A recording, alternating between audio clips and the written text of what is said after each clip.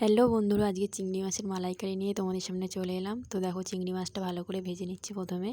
আর মাছগুলো খুব ছোট ছোট হয়ে গেছে, সেটা কোনো ব্যাপার না। তো দেখো, ভাজা হয়ে গিয়েছে। আর আজকের উনুনে হচ্ছে চিংড়ি মাছের মালাইকারি। তো পেঁয়াজ কুচিটা ভাজতে শুরু করে দিলাম। এবার একটা লঙ্কা দিয়ে পেঁয়াজটা লাল লাল করে হালকা ভেজে নিচ্ছে। তো তারপর দেখো, সর্ষে দিয়ে দিলাম একটু, আর রসুন বাটা দিয়ে দিলাম।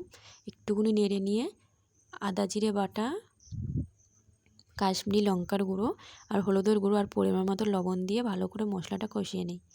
তো পুরো ভিডিওটা দেখো, আর কেমন লাগলো ভিডিওটা অবশ্যই জানিও। তো দেখো, এই যে নারকেলের যে রসটা বের করেছিলাম সেই রসটা দিয়ে দিলাম। এবার মশলাগুলোর সঙ্গে ভালো করে কষিয়ে নিলাম। এবার ফুটে গেলেই চিংড়ি মাছগুলো দিয়ে দিচ্ছি দেখো। আর অল্প একটু চিনি দিলাম। আর লাস্টে হয়ে গেলে গরম মশলা দিয়েই নামিয়ে নেব। তো রেসিপিটা কেমন লাগলো অবশ্যই সবাই জানিও। ভালো লাগলে অবশ্যই লাইক করো।